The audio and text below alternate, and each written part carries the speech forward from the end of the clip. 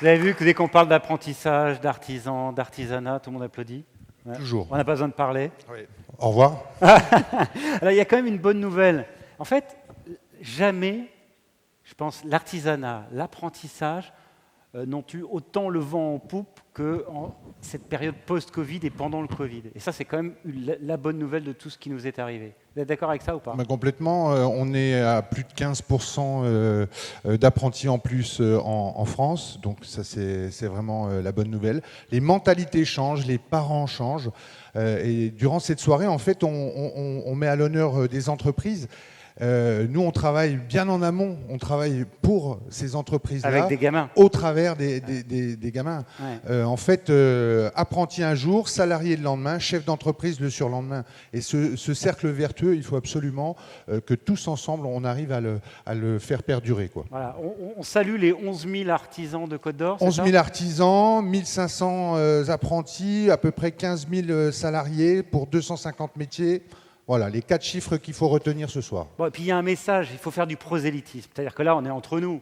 Tout le monde est convaincu ici. On est d'accord? Je pense, oui. Voilà, tout le monde est convaincu. L'artisanat, l'apprentissage, c'est important, évidemment. C'est vrai que c'est de moins en moins, je vais utiliser un mot, je vais le faire exprès, grave, entre guillemets, d'avoir, moi j'ai des gamins qui viennent me voir, qui disaient, je voudrais faire un CAP plomberie ou de la boulangerie, des choses comme ça. Il y a 25 ans.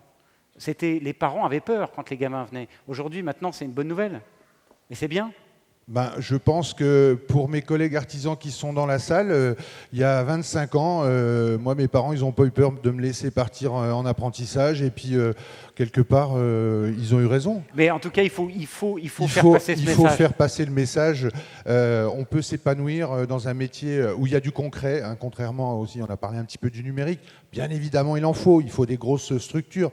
Bien évidemment, c'est très important. Mais aussi, il faut pouvoir aller chez son boulanger, chez son coiffeur. Il faut absolument que l'économie de proximité, c'est ça qui maille le territoire à l'heure actuelle. Et accessoirement, on peut très bien gagner sa vie en étant artisan. Et on gagne.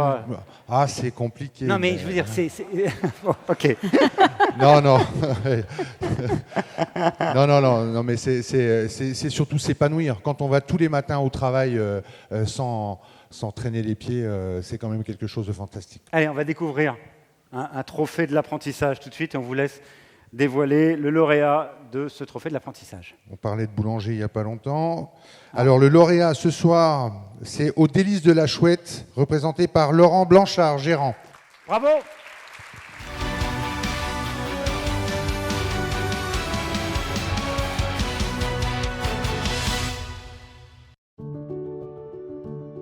La Maison Blanchard est une boulangerie au pied de l'église Notre-Dame, en plein centre-ville de Dijon. On est une entreprise familiale et artisanale. Depuis 15 ans, on a eu 25 apprentis, dont 5 majors de promotion et un meilleur apprenti de Côte d'Or. On est des métiers de bouche avec un travail manuel, donc c'est vrai qu'on est obligé aujourd'hui de leur transmettre notre savoir-faire. C'est important pour savoir faire perdurer notre métier au quotidien. Le but aujourd'hui, c'est de reprendre l'entreprise familiale avec mon frère, où on est tous les deux passés par la voie de l'apprentissage, et bien sûr de continuer à avoir des apprentis pour toujours transmettre notre savoir-faire, notre métier et notre passion surtout. Bravo! Bravo, Monsieur Blanchard. Merci. Alors, c'est votre fille qu'on vient de voir. C'est ma fille. Alors, on travaille en famille chez les Blanchards. Oui. Et c'est pas trop difficile de travailler en famille? Bon, il y a quelques tensions, mais bon, on atténue ça rapidement. Et puis bon, chacun a son domaine de compétences. Ma fille est au magasin ainsi qu'à la communication. Mon épouse est au magasin, à la gestion, avec beaucoup de plaisir d'ailleurs. Et puis, mon fils est en boulangerie, moi en pâtisserie, chacun son domaine. Donc, chacun son domaine. Voilà. Alors, vous êtes vous-même issu de l'apprentissage? Oui. J'ai eu un CAP pâtisserie à 17 ans. Et puis, en plus, après, je me suis dirigé vers un brevet de maîtrise. Et puis, après, on s'est mis à notre compte. Alors, aujourd'hui, vous accueillez beaucoup d'apprentis. Quelles sont vos motivations là, pour cette transmission du savoir? C'est toujours un plaisir quand on voit un jeune s'épanouir dans un métier, surtout un métier manuel où on le voit évoluer de jour en jour. Donc rien que pour ça, c'est formidable. Et puis quand il obtient son diplôme, c'est l'apothéose. Oui, puis alors ils obtiennent des prix, les vôtres, en plus. Ah, mais en plus, aujourd'hui, il y a une très très très bonne nouvelle.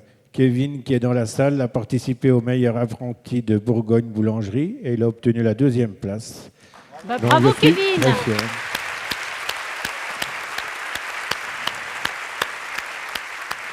C'est une grande fierté parce que c'est vraiment beaucoup de travail et vraiment, là, c'est là qu'on voit la passion du jeune pour son métier. Et c'est vraiment, vraiment extraordinaire. En tout cas, vous l'avez, cette transmission, parce Ouais. que ça marche, il y a des prix, Voilà. les jeunes sont motivés, c'est un métier de passion. Merci pour toutes les gourmandises. Vous avez une spécialité peut-être, Monsieur On Blanchard? a l'Edelweiss, c'est une pâtisserie, c'est un macaron aux amandes, une crème vanille et de la nougatine hachée. Et c'est un gâteau qui date... Une tuerie. Voilà. Voilà.